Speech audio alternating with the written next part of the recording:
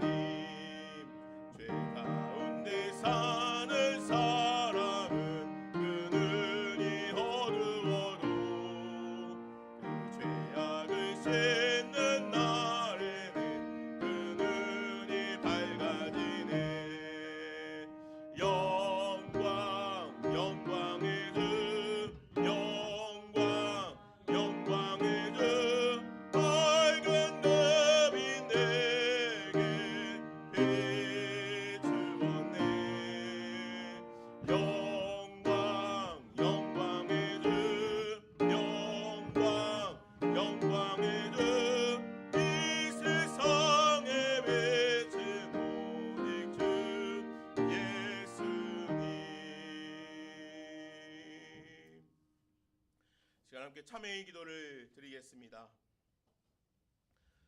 하나님이여, 내 속에 정한 마음을 창조하시고 내 안에 정직한 영을 새롭게 하소서. 나를 주 앞에서 쫓아내지 마시고 주의 성령을 내게서 거두지 마소서. 이제는 지난 한 주간 하나님과 나만이 아는 죄를 생각하며 참회의 기도를 드립니다.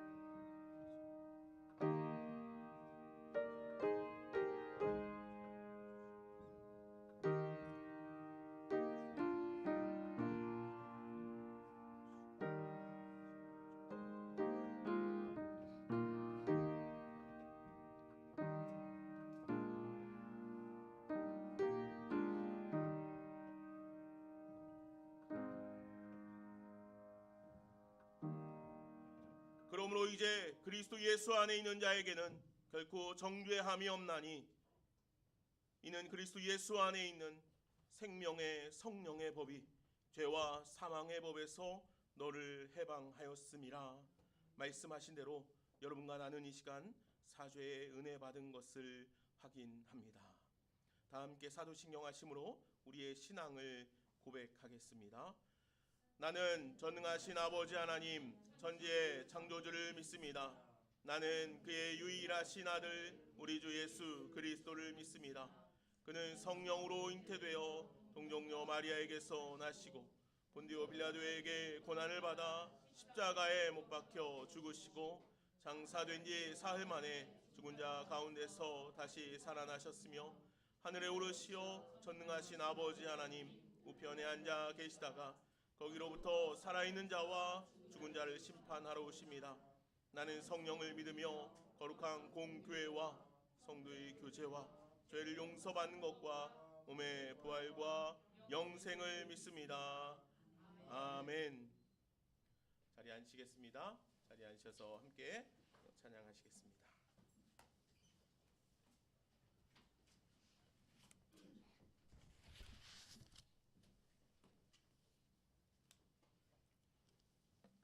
함께 찬송가 찬양 드리겠습니다.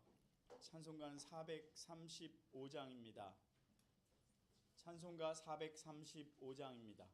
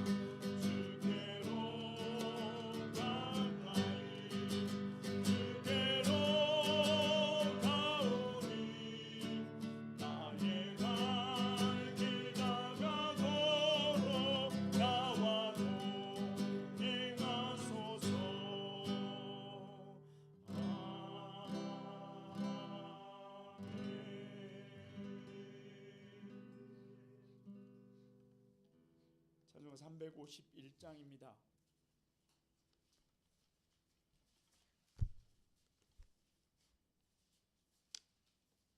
찬송가 351장 함께 찬양하십니다.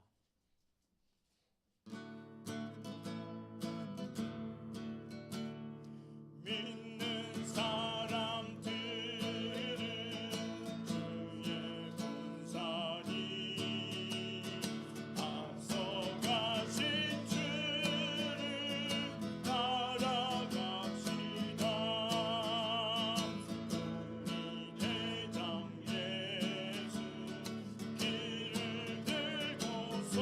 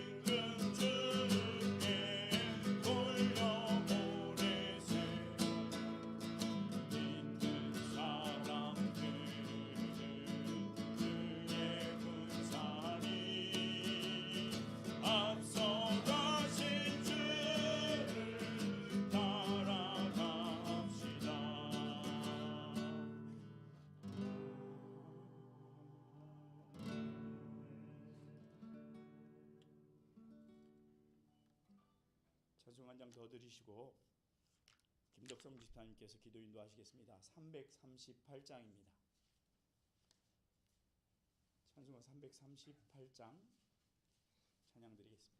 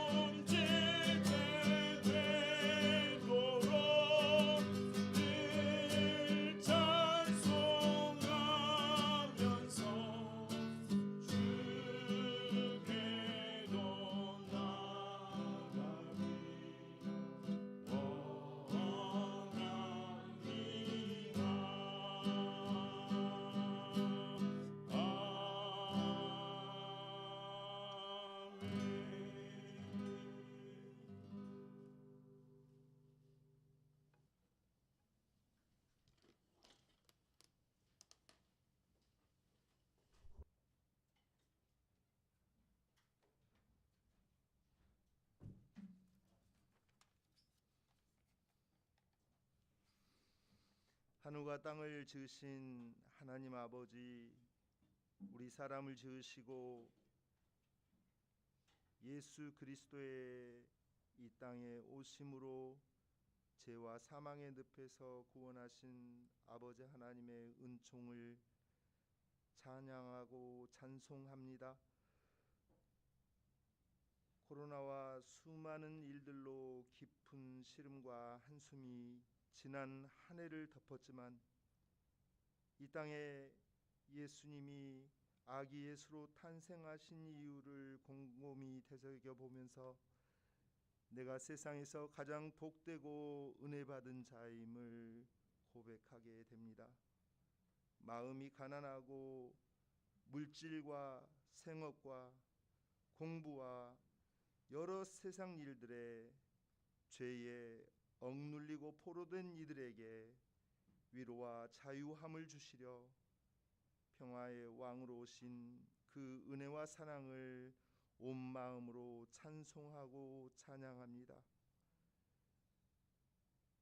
우리는 이 땅에 살아가면서 하나님의 나라를 살아가야 한다고 말을 하지만 내 마음에 진정한 하나님의 위로와 찬송이 없을 때는 그것은 하나님의 나라가 아니었습니다.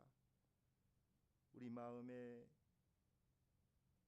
죄와 세상의 것들로 온통 채워져 있을 때는 이미 하나님의 기쁨이 없었습니다.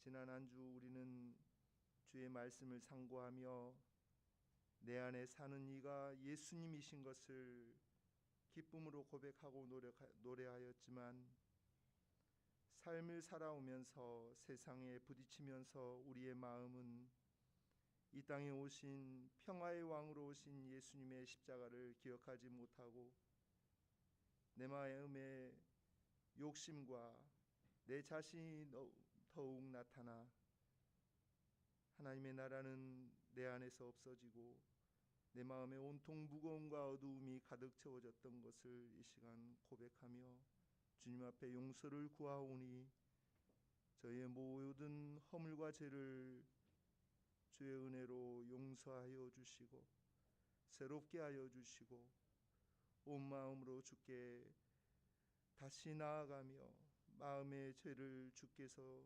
씻어주시는 그 사유함의 은총으로 힘있고 세상을 힘있게 다시 한번 살아갈 수 있는 하나님의 나라를 살아갈 수 있는 복된 시간으로 이 시간을 이끌어 주시기를 간절히 원합니다. 하나님, 우리 좋은 씨앗 교회가 이제까지 주의 은총으로 잘 이끌어져 세상의 많은 이들에게 유익과 참된 주의 사랑과 주의 은혜의 길을 따라 저희들이 흘려보내고자 애써 노력해왔고 지금까지 주님의 은혜 안에 있게 하신 것 감사하고 감사합니다. 하나님, 대림절 네 번째 주일을 맞이하여 이 땅의 평화의 왕으로 오신 예수님을 다시 한번 기억하게 하시고 그 평화의 왕은 결국은 십자가로 우리에게 그 모든 것을 녹아내리셨던 것을 다시 한번 기억하게 하셔서 저희들의 삶이 진정 이 땅에서 평화를 만들어 나가는 그러한 삶 되게 하시고 십자가를 외면하지 않는 그러한 저희들로 삼아 주옵소서. 하나님, 오늘 우리에게 말씀을 전해 주실 김동훈 목사님 성령의 능력으로 강하게 붙들어 주시고 넘치는 주의 은총을 주의 은혜를 저희에게 허락하여 주옵소서. 2년여 동안 저희와 함께 생활을 하면서 너무나 많은 사랑을 받았습니다. 주의 은혜를 그를 통하여 저희에게 흘러 보내주셨습니다. 감사합니다. 우리가 피차 사랑의 비대에는 지지 말자고 하나님께서 저희에게 그 사랑을 주셨는데 우리는 그를 위하여 항상 기도할 것이며 사모님과 예언이 그 앞날을 위해서 항상 기도하고 주의 은혜 안에 서로 교류하는 그러한 삶으로 이어질 수 있도록 주의 은혜를 베풀어 주옵소서. 이 시간이 온전히 주님께 올려지는 복된 시간이기를 소원합니다. 예수님의 이름으로 기도드리옵나이다.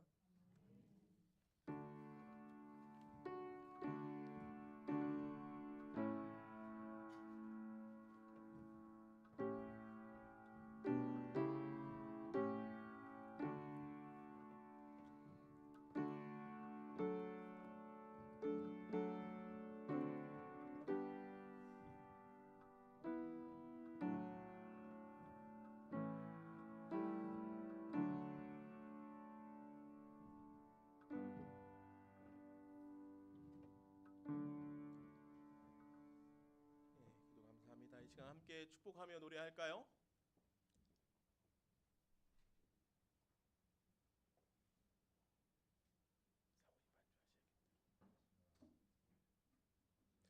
하나님의 사랑이 당신의 삶 가운데 우리 함께 축복하며 노래하도록 하겠습니다.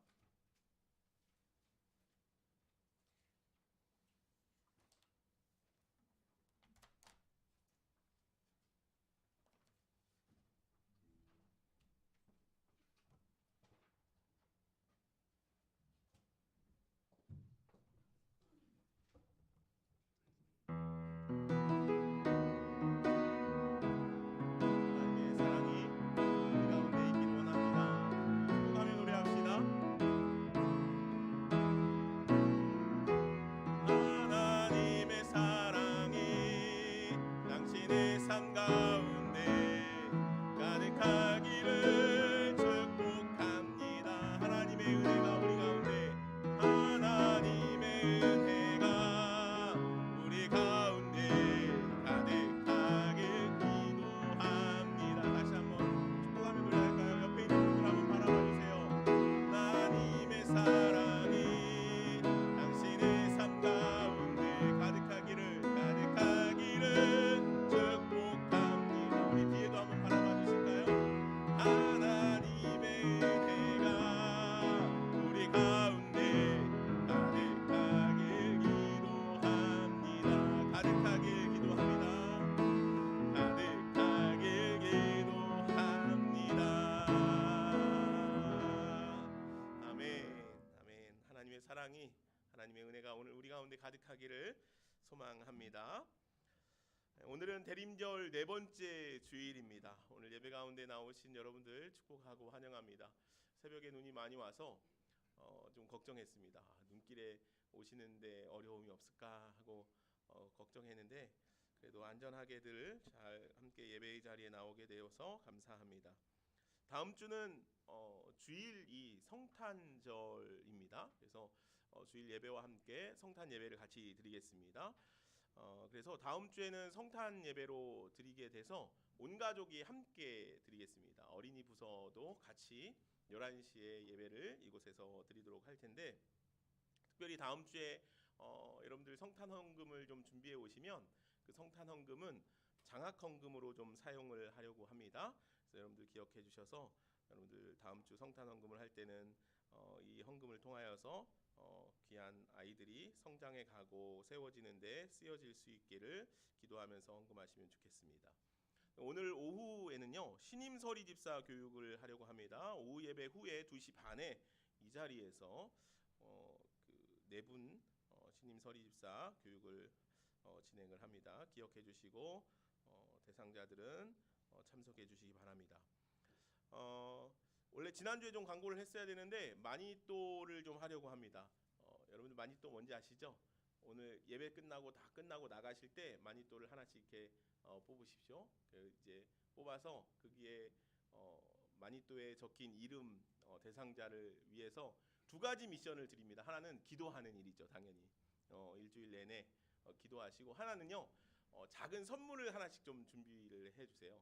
10,000원 이하로, 비싸면 안 되니까, 그죠? 10,000원 이하로 해서 작은 선물 하나씩 준비해서 주중에나 주일까지 가져오셔도 되는데, 주중에까지 해서 이 트리 밑에다가 가져다 놓으시면 될 것 같아요. 갖다 놓으실 때 누구에게 주는 건지 알아야 되니까 여러분들이 뽑은 그 마니또 이름을 그 위에다가 이제 붙여서 놓으면 아 이거 내 선물이구나 하고 받아가실 거 아니겠습니까? 그렇게 해서 한 주 동안 기도하고, 기도는요 우리 마지막 주까지, 올해가 끝나는 날까지 그 마니또 대상자를 위해서 기도했으면 좋겠습니다. 그런 시간을 좀 가지려고 해요. 여러분들 기억해 주시면 좋겠고, 성탄절을 맞아서 서로 간의 기도와 선물로 아름다운 나눔의 시간들이 우리 안에 있기를 좀 소망해 봅니다. 오늘은 이 점심 식사 후에 예산위원회 모일 수 있겠습니까? 그 강강욱 집사님 예산위원장 중심으로 해서 예산위원회 모임을 가져주시기를 바랍니다. 그리고 우리 김동훈 목사님 오늘 말씀을 같이 전해 주실 텐데, 우리 김동훈 목사님 가정이 제주에 인도에 계시다가 제주에 오셔서 한 2년 정도 함께 우리하고 신앙생활하고 같이 지내셨어요.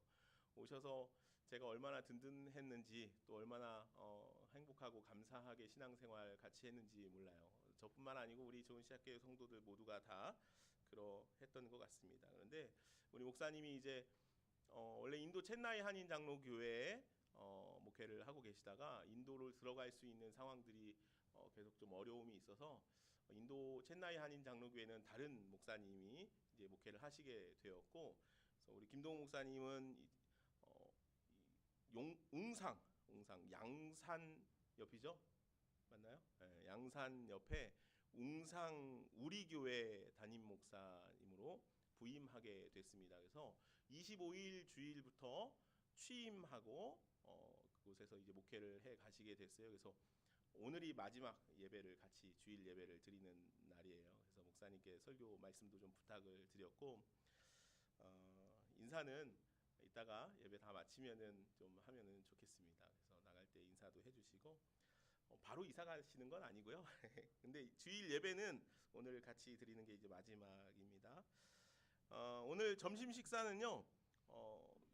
예전에도 한번 작년인가 재작년인가도 한번 이제 제공을 해주셨는데, 유나인 돈가스 이제 식당에서 오늘 이제 우리 교회에 도시락 이제 돈가스 도시락을 좀 제공해 주시겠다고 해서 오늘 귀하게 또 손길을 해주시게 됐습니다. 여러분들 기도해 주시면 좋겠고요. 우리 주먹밥 봉사 계속 하고 있습니다. 매주 목요일 10시에 노숙자들 위한 주먹밥 봉사 여러분들 기도해 주시고 또 관심 가져 주시고 함께 해 주시면 좋겠고요. 바이블 타임 말씀 읽기 열심히 여러분들 하고 계시죠? 네, 말씀 읽기 열심히 할 수 있으면 좋겠습니다. 그리고 우리 김동욱 목사님 가정이 또 선물을 좀 준비해 주셨어요. 그래서 이따 나가실 때는 선물도 하나씩 받아가십시오. 목사님 가정이 준비해 주신 겁니다. 이 시간에 우리 예언이가 김동욱 목사님 귀한 우리 딸 예언이가 특순을 좀 준비했습니다. 예언이 나와 준비. 바이올린으로 귀한 찬양을 함께 나눌 때 귀한 은혜의 시간 되었으면 좋겠습니다.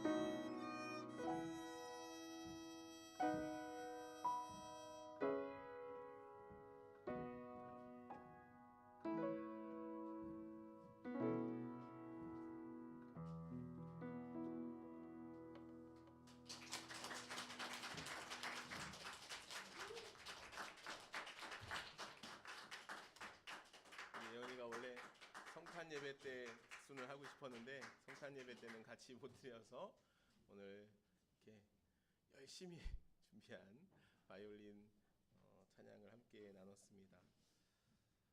예언이 축복해. 자, 오늘 말씀 함께 보겠습니다. 오늘 하나님께서 우리에게 주시는 말씀은 마태복음 25장 14절로 30절에 있는 말씀입니다. 신약성경 43쪽 정도에 있습니다. 마태복음 25장 14절로 30절에 있는 말씀을 이제 제가 받들어 읽겠습니다. 또 어떤 사람이 타국에 갈 때 그 종들을 불러 자기 소유를 맡김과 같으니 각각 그 재능대로 한 사람에게는 금 5달란트를, 한 사람에게는 2달란트를, 한 사람에게는 1달란트를 주고 떠났더니 5달란트 받은 자는 바로 가서 그것으로 장사하여 또 5달란트를 남기고 2달란트 받은 자도 그같이 하여 또 2달란트를 남겼으되 1달란트 받은 자는 가서 땅을 파고 그 주인의 돈을 감추어 두었더니 오랜 후에 그 종들의 주인이 돌아와 그들과 결산할세 5달란트 받았던 자는 5달란트를 더 가지고 와서 이르되 주인이여 내게 5달란트를 주셨는데 보소서 내가 또 5달란트를 남겼나이다. 그 주인이 이르되 잘하였도다 착하고 충성된 종아 내가 적은 일에 충성하였음에 내가 많은 것을 내게 맡기리니 내 주인의 즐거움에 참여할지어다 하고 2달란트 받았던 자도 와서 이르되 주인이여 내게 2달란트를 주셨는데 보소서 내가 또 2달란트를 남겼나이다. 그 주인이 이르되 잘하였도다 착하고 충성된 종아 내가 적은 일에 충성하였음에 내가 많은 것을 내게 맡기리니 내 주인의 즐거움에 참여할지어다 하고 1달란트 받았던 자도 와서 이르되 주인이여 당신은 굳은 사람이라 심지 않은 데서 거두고 해치지 않은 데서 모으는 줄을 내가 알았으므로 두려워하여 나가서 당신의 달란트를 땅에 감추어 두었나이다. 보소서 당신의 것을 가지셨나이다. 그 주인이 대답하여 이르되 악하고 게으른 종아 나는 심지 않은 데서 거두고 해치지 않은 데서 모으는 줄로 내가 알았느냐? 그러면 내가 마땅히 내 돈을 취리하는 자들에게나 맡겼다가 내가 돌아와서 내 원금과 이자를 받게 하였을 것이니라 하고 그에게서 그 1달란트를 빼앗아 10달란트를 가진 자에게 주라. 무릇 있는 자는 받아 풍족하게 되고 없는 자는 그 있는 것까지 빼앗기리라. 이 무익한 종을 바깥 어두운 데로 내쫓으라. 거기서 슬피 울며 이를 갈리라 하니라. 아멘. 하나님의 말씀입니다. 시간 착하고 충성된 종이라는 말씀의 제목으로 김동욱 목사님 나오셔서 말씀 전해주실 때 귀한 은혜의 시간 되기를 바랍니다.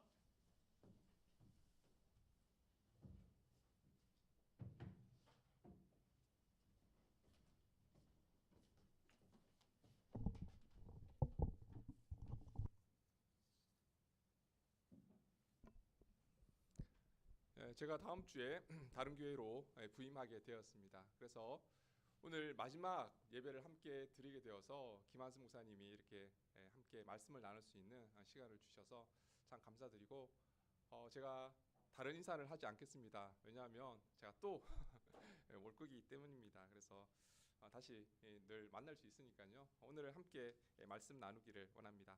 오늘 본문은 그 유명한 달란트 비유입니다. 교회에 다니지 않는 사람들도 한두 번쯤 들어봤을 법한 그런 내용이죠. 예전에 교회에서 달란트 잔치를 하게 되면 믿지 않는 친구들도 함께 참석하고 그랬어요. 교회뿐만 아니라 학원에서도 달란트 잔치를 하고 그랬거든요. 그래서 달란트는 굉장히 친숙한 그런 이미지인 것 같습니다. 내용도 단순하고 쉬워요. 주인이 타국으로 떠날 때에 종 3명에게 각자의 재능과 능력대로 5달란트, 2달란트, 1달란트를 맡깁니다. 주인이 맡긴 그 달란트 중에서 5달란트, 2달란트 받은 종은 열심히 장사를 해서 이윤을 남기게 됩니다. 하지만 1달란트 받은 종은 그 1달란트를 땅에 묻어두게 되죠. 그 후에 주인이 돌아와서 결산을 하는데 5달란트, 2달란트 받은 종은 많은 이윤을 남겼잖아요. 그래서 주인에게서부터 착하고 충성된 종이라 칭찬받고 또한 주인이 베푼 즐거움의 자리에 초대받게 됩니다. 반면에 1달란트 받은 종은 악하고 게으른 종이다, 그렇게 책망받고 바깥 어두운 곳에 쫓겨나고 마는 그런 내용의 이야기입니다. 우선 우리가 이 달란트 비유를 잘 이해하기 위해서는 마태복음 24장, 25장의 흐름을 이해할 필요가 있습니다. 24장에는 무슨 내용이 나오냐면 마지막 종말 때에 나타날 징조, 현상에 대한 내용이 기록되어 있어요. 그리고 25장에는 종말에 임할 하나님 나라에 대한 비유가 3가지 등장합니다. 첫 번째 비유가 열처녀 비유예요. 여러분 많이 들어보셨죠? 이것은 유대인 결혼 풍습과 관련이 있는 그런 비유인데요. 혹시 유대인 결혼 의식 중에서, 절차 중에서 첫 번째 단계가 뭔지 아십니까? 우리하고 비슷해요. 예, 약혼 그러시는데 비슷해요. 정혼이라고 합니다. 약혼하고 정혼하고 차이점이 뭐냐면 정혼을 하게 되면 법적으로 부부가 되는 거예요. 그런데 안타까운 것은 정혼을 하더라도 신랑과 신부가 함께 살아갈 수가 없습니다. 신랑은 아버지 집으로 가서 함께 살아가야 할 신혼집을 준비해야 되는데 그 기간이 한 1년 정도 보통 걸린다고 합니다. 그때부터 신부는 신랑이 오기만을 기다리는 거예요. 신랑이 대충 기별은 해주겠죠. 다음 내년 봄쯤에는 내가 돌아올 것이다, 뭐 그런 기별은 아마 했을 것 같아요. 그러면 신부는 봄이 되기 전부터 신랑이 오기만을 준비하고 신랑을 맞을 준비를 하는 거예요. 그러면 보통은 이제 신부 친구 10명 정도가 함께 등불에 기름을 들고 기름에 넣은 등불을 들고 신랑을 맞이한다고 합니다. 하지만 신랑이 언제 올지는 정확하게 모르기 때문에 등불에 기름을 많이 준비해야 된다, 뭐 이런 내용이에요. 열처녀 비유가 얘기하고 있는 것은 무엇입니까? 언젠가는 신랑이 오는 날, 종말이 있다라는 사실을 분명히 설명하고 있습니다. 신랑이 오는 날을 정확하게 알 수는 없지만 그 징조를 통해서 알 수 있다는 것이 24장의 내용이었죠. 하지만 하나님 나라가 언제 임할지 모르기 때문에 우리는 지혜로운 열처녀처럼 늘 기름을 준비하는 삶을 살아야 된다라는 것이 열처녀 비유의 내용입니다. 그리고 두 번째 등장하는 비유가 오늘 본문의 달란트 비유예요. 그리고 마지막 세 번째 나오는 비유가 양과 염소의 비유, 많이 들어보셨죠? 이 비유는 마지막 종말 때에 이 땅에서 우리가 어떻게 살았는지를 하나님께서 심판하신다라는 내용의 비유입니다. 자, 다시 한번 정리해 보겠습니다. 25장의 첫 번째 비유는 열처녀 비유예요. 그 비유의 내용은 주님께서 언제 오실지 모르니까 이제 우리가 늘 준비해야 된다. 뭐 그런 내용이고요. 그리고 세 번째 비유는 하나님 나라가 임할 때 반드시 심판이 있다라는 그런 내용이에요. 그렇다면 큰 흐름으로 봤을 때 달란트 비유는 어떤 내용을 담고 있을까요? 마지막 하나님 나라가 오기 전 하나님 나라에 들어가기 위해서 이 땅 가운데 우리가 어떻게 살아가야 할 것인가, 그런 내용을 담고 있겠죠. 그렇습니다. 달란트 비유는 이 땅에서 우리가 어떠한 모습으로 살아가야 할 것인가, 그것에 대해 설명해 주고 있는 그런 비유입니다. 그래서 달란트 비유의 내용을 살펴보면 이렇게 시작하죠. 오늘 본문 14절과 15절 말씀입니다. 우리 같이 한번 말씀을 읽어보도록 하겠습니다. 같이 읽겠습니다. 또 어떤 사람이 타국에 갈 때 그 종들을 불러 자기 소유를 맡김과 같으니 각각 재능대로 한 사람에게는 금 5달란트를, 한 사람에게는 2달란트를, 한 사람에게는 1달란트를 주고 떠났더니 주인이 타국으로 떠나면서 종들에게 5달란트, 2달란트, 1달란트 각각 재능대로, 능력대로 맡기게 됩니다. 당시 이 비유를 처음 듣는 사람들은 어떤 생각을 제일 먼저 했을까요? 에이, 말도 안 되는 상황이야. 아마 그렇게 생각을 했을 거예요. 왜냐하면 달란트라는 화폐의 가치 때문이에요. 교회에서 달란트 잔치하면 몇 달란트 모아야지 겨우 노트 하나 사고 연필 하나 사고 좀 좋은 장난감이라도 하나 살려 그러면 아이들이 뭐 몇십 달란트 그렇게 모아야 되거든요. 우리 아동부에서도 달란트를 아마 잔치를 하는 것 같아요. 달란트 나눠주는 걸 제가 봤는데요. 보통은 출석하면 하나, 요절 암송하면 하나, 선생님이 기분 좋으면 하나, 뭐 이렇게 받기도 합니다. 그래서 달란트 가치가 굉장히 떨어져 있는데요. 사실 달란트가 어마어마한 금액이거든요. 달란트는 화폐 단위이긴 하지만 일반적인 화폐는 아니고요. 금의 무게를 나타내는 단위예요. 구약에서 1달란트는 약 34kg 정도 된다고 해요. 그리고 예수님의 당시에는 1달란트가 약 20kg 정도 되는 아주 어마어마한 금액입니다. 1달란트를 6,000데나리온 그렇게 설명을 하거든요. 1데나리온은 노동자 하루 품삯이에요. 그러면 노동자가 이 1달란트를 모으기 위해서는 20년 동안 일을 해야 되는데 한 푼도 쓰지 않고 모아야 되는 아주 큰 금액이었다는 거예요. 그런데 주인이 그 종들에게 5달란트, 2달란트, 1달란트를 맡긴다? 이게 사실 말이 안 되는 거예요. 오늘 본문에 재능대로, 능력대로 달란트를 맡겼다고 하지만 사실은 종들이 감당할 수 있는 금액이 아니라는 거예요. 종들이 무슨 재산이 있겠습니까? 달란트를 맡겼다가 손해라도 보면 누가 그 금액을 배상해 줄 수 있겠습니까? 그 당시 부자들이 어떻게 돈을 버냐면 자신의 땅을 소장농에게 빌려주고 그 땅에 대여비를 받는 거예요. 소장농이 농사를 망치든 말든 상관이 없어요. 그냥 주인은 그 땅에 대해서 빌려준 대여비를 다 받아갑니다. 절대 손해보지 않습니다.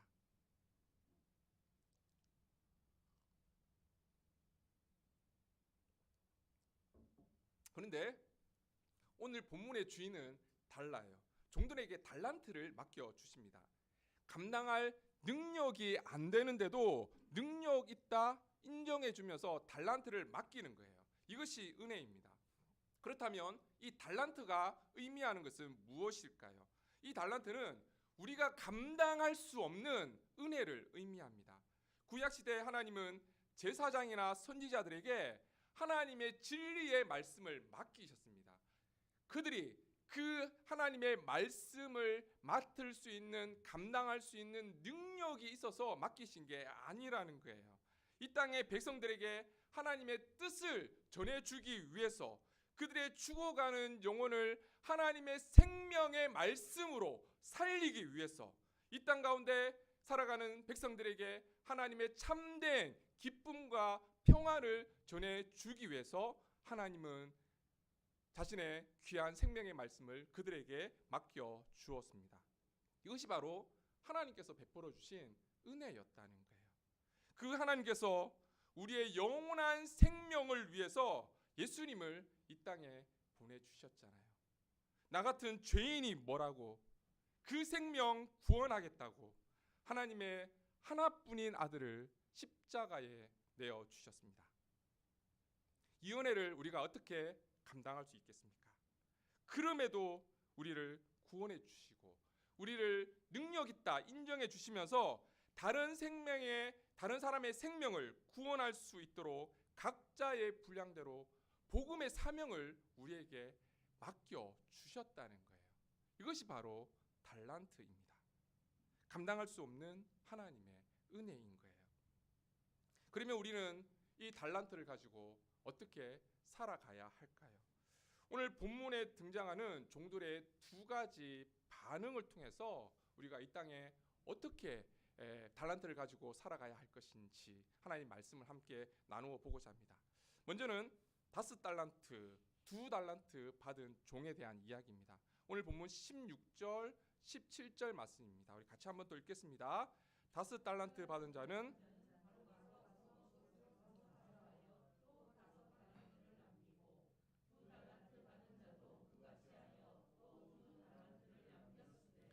다섯 달란트 받은 자는 바로 가서 이 종들은 주인에게 달란트를 받자마자 바로 장사를 시작합니다. 그래서 5달란트, 2달란트의 이윤을 남기게 되죠. 이후에 주인이 돌아와서 결산하면서 이 두 종들을 굉장히 칭찬하세요. 그 내용이 21절입니다. 또 같이 한번 읽겠습니다. 그 주인이 이르되 잘하였도다 착하고 충성된 종아 내가 적은 일에 충성하였음에 내가 많은 것을 내게 맡기리니 주인의 즐거움에 참여할지어다 하고.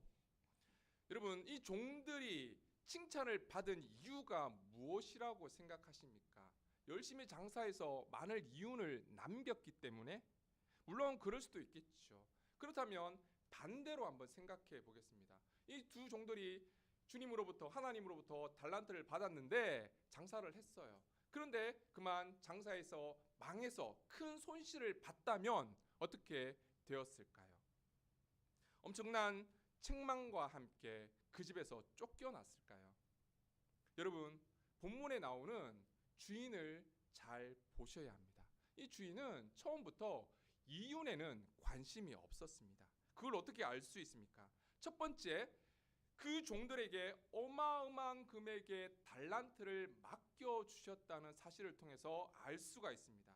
이것은 종이 실패했을 때 그 리스크를 주인이 다 책임지고 감당하겠다는 의미예요. 아니 목사님, 아무리 종이라고 해도 그만큼 재능이 있고 능력이 있어서 주인이 맡겨주신 게 아니겠습니까? 그렇게 생각하시는 분들도 계실 거예요. 물론 아닙니다. 두 번째 이유를 통해서 알 수 있어요. 두 번째는 그 종들은 이미 실패했던 사람들이었다는 거예요.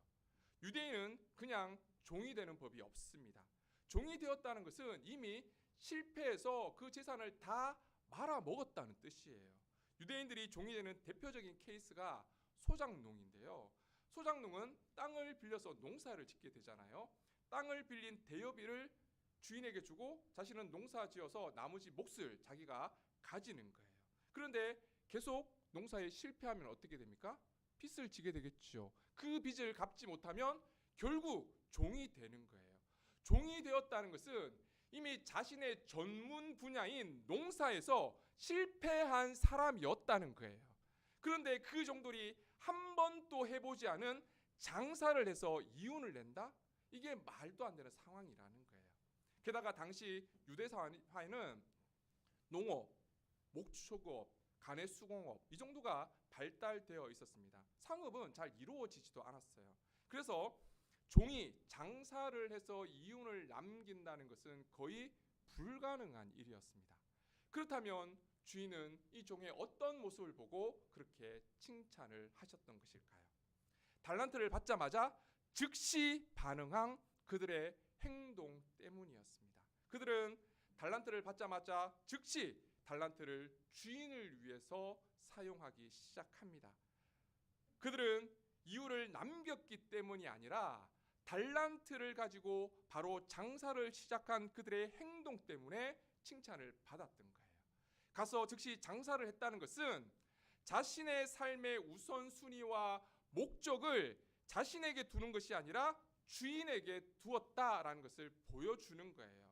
주인에게 있어서 중요한 것은 그 달란트에 대한 그들의 삶의 반응이었습니다. 주님은 오늘 우리에게도 감당할 수 없는 은혜를 베풀어 주시고 그 은혜를 증거하는 사명을 우리에게 맡겨 주셨습니다.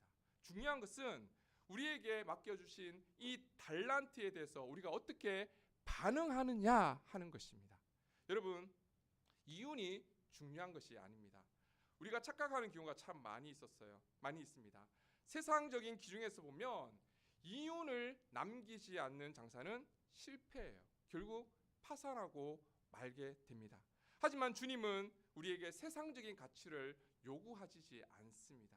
핵심은 우리에게 주어진 이 달란트를, 우리에게 주신 사명을 우리 삶의 우선순위에 두고 주인을 위해 그 삶을 살아갈 수 있느냐 없느냐, 그것입니다. 여러분, 우리에게 주신 이 감당할 수 없는 은혜와 사랑 앞에, 사명 앞에 반응할 수 있기를 바랍니다. 어떻게든 그 은혜와 사명을 붙들고 이 땅 가운데 치열한 믿음의 싸움을 살아갈 수 있기를 바랍니다. 그것이 하나님께서 우리에게 원하시는 일입니다. 그럴 때 주님께서 이렇게 말씀하십니다.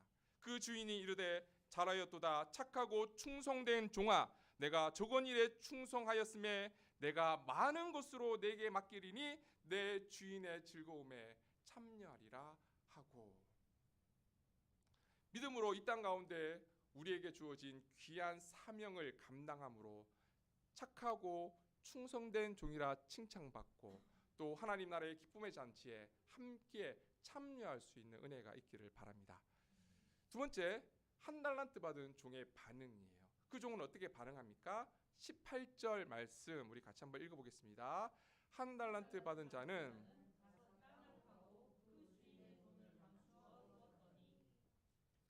그 주인에게 돈을 받자마자 그는 그 돈을 땅속에 감추어 두었습니다. 우리는 이 행동이 이해가 가지 않지만 당시 거액을 소유하고 있었던 부자들에게는 매우 합리적이고 이성적인 행동이었습니다. 당시 부자들은 현금을 어떻게 안정적으로 보유할 수 있었을까요? 생각보다 현금으로 할 수 있는 게 별로 없었어요. 요즘 같으면 부동산에 투자하고 주식 사고 은행에 맡기면 되잖아요. 그런데 유대 사회에는 이런 게 어려웠어요. 부자들의 수익의 대부분이 토지였습니다. 농사지을 땅을 빌려주고 그 대여비를 받는 거예요.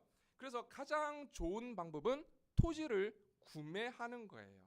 그런데 유대인들은 기본적으로 토지는 하나님의 것이고 하나님께서 주신 기업으로 생각을 했습니다. 그래서 토지를 사고 판다 이런 것들은 생각하지 않습니다. 거의 그런 일들이 일어나지 않습니다. 혹시 가난해져서 토지를 팔 수밖에 없는 그런 상황이 되면 우선 가까운 친척에게 그 토지를 팔아야 합니다. 그리고 그 친척이 조금 여유가 있으면 그 토지를 사서 원주인에게 다시 돌려주어야 하는 고엘의 의무가 있습니다. 그래서 현금이 있다 하더라도 토지를 살 수 있고 토지를 구입할 수 있는 방법이 별로 없었던 거예요. 그 다음엔 할 수 있는 게 무엇이 있을까요? 은행에 돈을 맡기고 주식 투자를 할 수 있으면 좋은데 그럴 방법도 별로 없었습니다. 기껏해야 돈을 빌려주고 이자를 받는 고리대금업 정도, 그 정도가 될 것 같아요. 그런데 유대 사회는 이런 금융업조차도 발달하지 않았습니다. 왜냐하면 율법에 가난한 자들에게 돈을 빌려주고 그 이자를 받지 말아라 그렇게 말씀했기 때문이에요. 출애굽기 22장 25절에 이렇게 기록되어 있습니다. 내가 만일 너와 함께한 내 백성 중에서 가난한 자에게 돈을 꾸어주면 너는 그에게 채권자 같이 하지 말며 이자를 받지 말 것이며, 돈을 빌려줬는데 이자를 받지 말라 그렇게 율법에 나와 있거든요. 그래서 유대인들은 돈을 빌려주고 이자를 받는 것을 굉장히 꺼려했습니다. 그러니 부자들이 어떻게 하겠습니까? 괜히 돈을 빌려줬다가 이자는 고사하고 원금도 받지 못하는 상황이 올 수가 있다는 거예요. 그리고 돈을 빌려주고 그 돈을 돌려받을 동안 얼마나 불안하겠습니까? 그렇죠. 그래서 현금을 가장 안전하게 보관할 수 있는 방법, 그것은 자기와 나눌 비밀 장소에 그 돈을 묻어두는 거예요. 그것이 가장 현명한 방법이었던 것입니다. 여러분, 밭에 감추인 보화 비유가 그냥 나온 게 아니에요. 이런 상황들에서 나왔다는 것을 알 수가 있습니다. 그래서 한 달란트 받은 종은 그 돈을 땅에 묻어두었던 거예요. 그런데 주인이 와서 그 종을 보고는 엄청나게 책망을 합니다. 왜 그랬습니까? 돈을 땅에 묻어두었다는 것은 자신의 안정과 자신의 삶의 우선순위를 두는 행동이었기 때문입니다. 그 돈을 맡긴 주인에 대한 생각이 전혀 없었던 거예요. 24절, 25절 말씀 우리 또 한번 보겠습니다. 같이 읽겠습니다. 한 달란트 받았던 자는 와서 이르되 주인이여, 당신은 굳은 사람이라 심지 않은 데서 거두고 해치지 않은 데서 모으는 줄을 내가 알았으므로 두려워하여 나가서 당신의 달란트를 땅에 감추어 두었나이다. 보소서, 당신의 것을 가지셨나이다. 그 종은 주인을 어떻게 생각했습니까? 당신은 굳은 사람이라 심지 않은 데서 거두고 해치지 않은 데서 모으는 줄을 내가 알았다. 이게 보통의 일반적인 주인의 모습이에요. 자신의 땅을 소작농에게 빌려주고 소작농이 농사에 망하든 말든 주인은 그 돈을 다 받게 되어 있습니다. 심지 않은 데서 거두고 해치지 않은 데서 모으는 줄 알았다. 여기서 해치지 않은 데서 모으는 줄 알았다라는 것은 알곡과 쭉정이를 분리하고 있는 그런 모습을 의미하는 그런 표현이거든요. 그래서 키지를 하지 않고 모으는 줄 알았다, 뭐 이런 의미예요. 그리고 마지막으로 한마디 더 하죠. 보소서, 당신의 것을 가지셨나이다.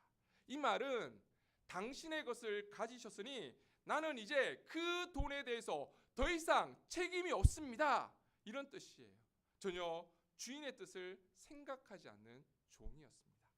이 말을 들은 주인이 불같이 화를 내면서 이렇게 말을 합니다. 26절입니다. 같이 읽겠습니다. 26절 27절입니다. 그 주인이 대답하여 이르되 악하고 게으른 종아, 나는 심지 않은 데서 거두고 해치지 않은 데서 모으는 줄을 내가 알았느냐? 그러면 내가 마땅히 내 돈을 치리하는 자리에게 맡겼다가 내가 돌아와서 그 원금과 이자를 받게 하였을 것이니라 하고, 악하고 게으른 종아, 너는 내가 다른 부자들처럼 이윤을 남기는 데 관심이 있는 줄 알았느냐?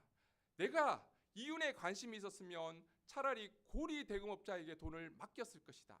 너는 내가 너에게 베풀어 준 감당할 수 없는 은혜를 저버리고 내가 맡긴 일과 사명에 전혀 책임을 지지 않는구나. 그저 너의 안정과 너의 삶의 가치만을 위해서 살아가는구나. 그러면서 30절에 이렇게 말씀하십니다. 이 무익한 종을 바깥 어두운 데로 내쫓으라. 거기서 슬피 울며 이를 갈리라 하니라. 결국 그 무익한 종은 주인이 베푼 잔치에 참여할 수도 없었고 결국 바깥 어두운 데로 쫓겨나고 말았던 것입니다. 사랑하는 성도 여러분, 우리는 하나님께서 우리에게 베풀어 주신 감당할 수 없는 은혜와 사랑 앞에 하나님의 진리의 말씀과 생명을 구하는 복음의 사명 앞에 어떻게 반응하고 계십니까? 결과는 중요하지 않습니다. 결과는 우리의 것이 아니기 때문이에요. 결과는 오직 하나님께 달려 있습니다. 우리는 그저 하나님의 말씀과 하나님의 은혜와 하나님의 사랑과 하나님께서 맡겨주신 사명 앞에 반응하면 되는 거예요. 즉시 하나님께 반응하는 삶, 그 삶은 하나님께서 기뻐 받으시고 그 삶이 이 땅 가운데 우리가 살아가야 할 삶의 모습이라는 것입니다. 이제 한 해가 2주밖에 남지 않았습니다. 우리가 한 해의 삶을 결산하듯이 하나님께서 마지막에 우리의 인생을 결산할 때가 있다는 것을 기억할 수 있기를 바랍니다. 그리고 하나님 앞에 섰을 때 잘하였도다 착하고 충성된 종아, 내가 적은 일에 충성하였음에 내가 내게 많은 것을 맡기리니 내 주인의 즐거움에 참여할지어다. 이렇게 칭찬받는 저와 여러분이 될 수 있도록 하나님의 사랑과 은혜와 사명 앞에 반응하며 하나님을 우리의 삶의 우선순위에 두는 믿음의 삶을 살아갈 수 있기를 주님의 이름으로 축원합니다. 기도드리겠습니다.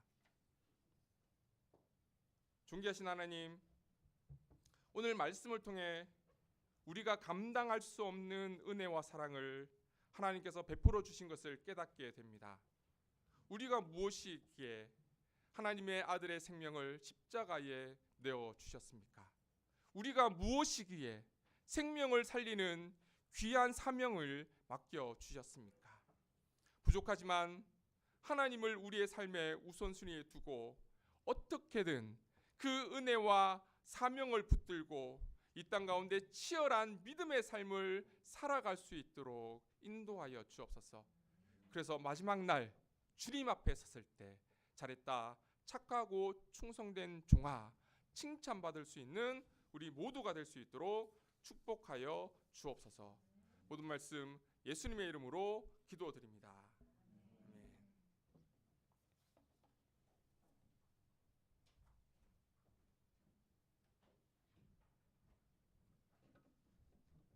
자, 말씀을 기억하면서 함께 내가 주인 삼은 모든 것 내려놓고 주님 앞에 나아가겠습니다. 함께 고백하며 찬양하도록 하겠습니다.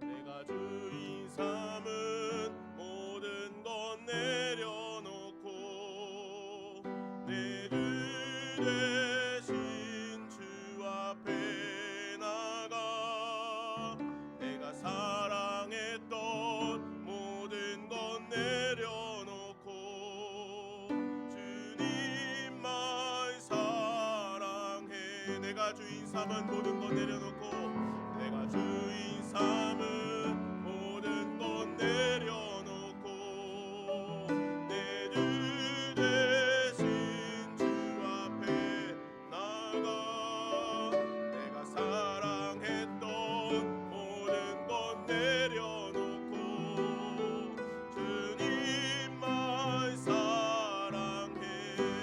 주 사랑 거친 풍랑에도 깊은 바다처럼 나를 잠잠케 해. 주 사랑 내 영혼의 반석 그 사랑 위에 서리. 주 사랑 거친 풍랑에도 깊은 바다처럼 나를 잠잠케 해. 그 사랑 내 영혼의 반석 그 사랑 위에 서리. 아멘. 이 시간 다 같이 자리에서 일어나셔서 내게 있는 향유 갑 찬양 부르시면서 주님께 우리의 예물 올려드리도록 하겠습니다.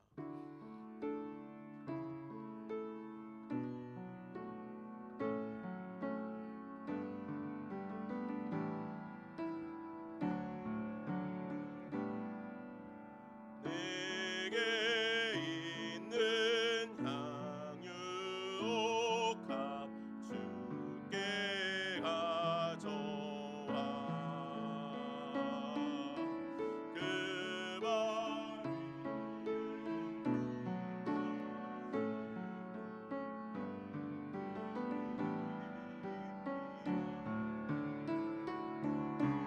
나를 위해 험한 산길 오르신 그만 얼음바다 크신 사랑 새겨놓았네.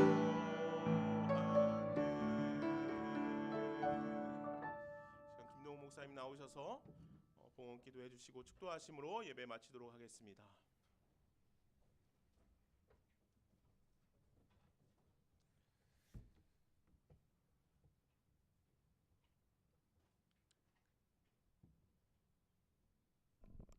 은총의 하나님, 대강절 기간 동안 말씀 가운데 하나님과 교제하며 겸손하게 주님의 오심을 준비하게 하심을 감사드립니다. 신랑 되신 주님이 다시 오실 그날을 기다리며 지혜로운 여인처럼 기름을 준비하고 순결한 그리스도의 신부로 합당한 삶을 살아갈 수 있도록 인도하여 주옵소서.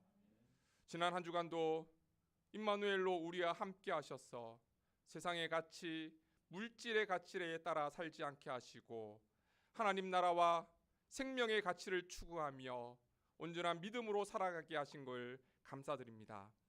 때를 따라 햇빛과 비를 주시고 우리의 필요를 채우시며 영육간에 양식을 허락하신 하나님의 은혜를 감사하며 이 시간 정성껏 준비한 예물을 하나님께 올려드립니다. 이 예물이 좀도 도둑도 없는 하나님 나라에 쌓는 보화가 되게 하시고 과부가 드린 두 렙돈처럼 하나님께서 기뻐 받으시는 예물이 되게 하여 주옵소서. 이 예물이 주님의 몸된 교회를 세우고 이웃을 섬기며 복음 사역과 하나님 나라가 확장되는 곳에 아름답게 사용되게 하셔서 오직 하나님의 영광만 드러나게 하옵소서. 우리의 삶을 통해서 주님을 증거하며 주님의 사랑을 나누며 주님의 영광이 나타나기를 소원합니다. 더욱 하나님을 의지하는 삶이 되게 하시고 낮아짐으로 섬기는 삶을 살아갈 수 있도록 도와주옵소서. 순종함으로 하나님의 뜻을 이루고 그리스도의 향기를 나타내는 삶이 되게 인도하여 주옵소서. 사람의 생각과 계획의 악함을 깨닫게 하시고 내가 주인 삼은 모든 것 내려놓고 하나님을 왕으로 모시며 하나님의 뜻을 이루어가는 삶이 될 수 있도록 도와주옵소서. 살아가는 믿음의 자녀들의 앞길을 축복하시고 하나님의 뜻과 비전을 이루어가게 하시며 육체적으로 연약한 지체들 위해 약할 때 강함 되시는 주님의 능력이 함께해 주시고 모든 믿음의 가정들을 주님의 평강으로 인도하여 주옵소서. 모든 말씀 예수님의 이름으로 기도드리며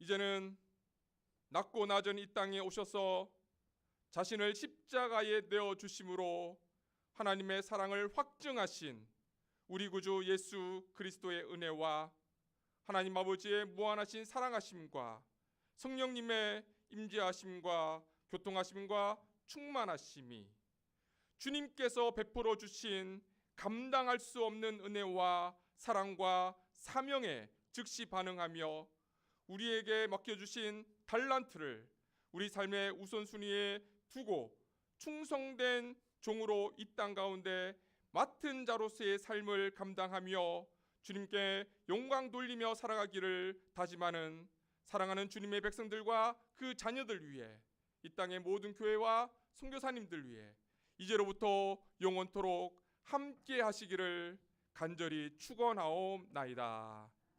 아멘.